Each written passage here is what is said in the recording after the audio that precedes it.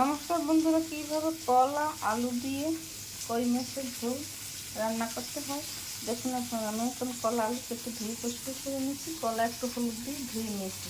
হলুদ দিলে পাঁচটা ছেড়ে দেয়। এখানে আমি কই মাছ ভাজা দিয়েছি। ওই পিঠে ভাজা হয়ে গেছে, আপনি ফিরিয়ে দেবে। হলুদ মরিচ লবণ দিয়ে ভাজা দিয়েছি সামান্য সামান্য, 1 চামচ লাগে না, 2 চামচ। এখানে আমি পেঁয়াজ রসুন আদা বাটা নিয়েছি। এখানে রোজগার গরম মশলাটা, হলুদ মরিচের গুঁড়ি, জিরা, ধনিয়া, গরম মশলা আর লবণ এটা নিয়েছি। তারপর একটা কড়াই দিয়ে দেবো। কই মাছটা ভাজা হলে তুলে রাখবো। মাছ ভাজা তুলে এপাশে রেখেছি। এখানে একটা কড়াই দিয়েছি। এখন তেল দিয়ে দেবো পরিমাণ মতো।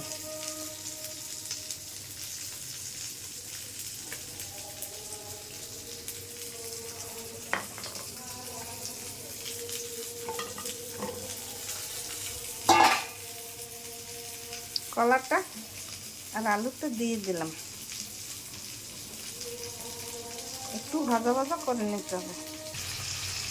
কলা আর আলু ভাজা ভাজা তৈরি হয়ে গেছে। সামান্য একটু হলুদ দিয়েছি আর একটু লবণ দিয়েছি, দেখানো হয়নি।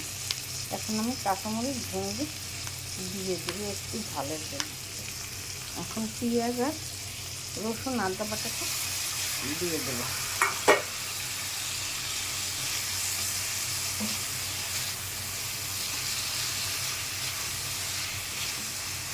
আর সামান্য আর একটু তেল লাগবে।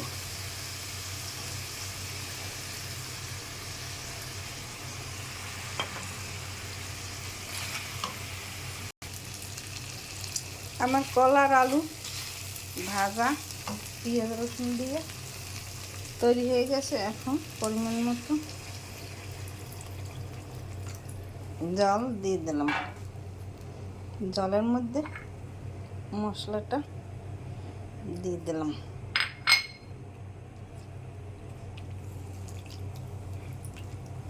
এখন মাছটা দিয়ে দেব।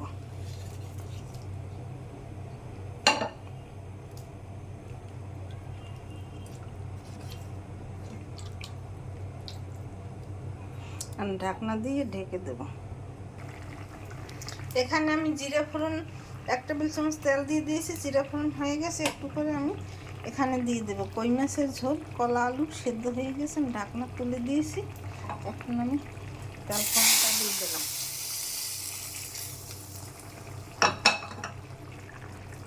ফোড়নটা দিলে স্বাদ ভালো হয় খেতে। একটু পরে আর একটু ঝোল টানলে আমি নামিয়ে নেব।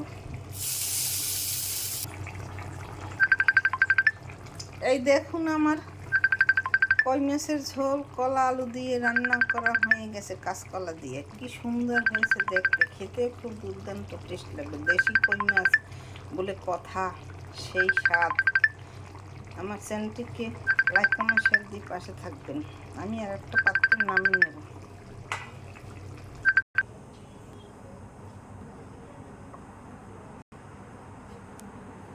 এই যে দেখুন, একটা পাত্রে নামিয়ে নিয়েছি। দেখতে কত সুন্দর হয়েছে।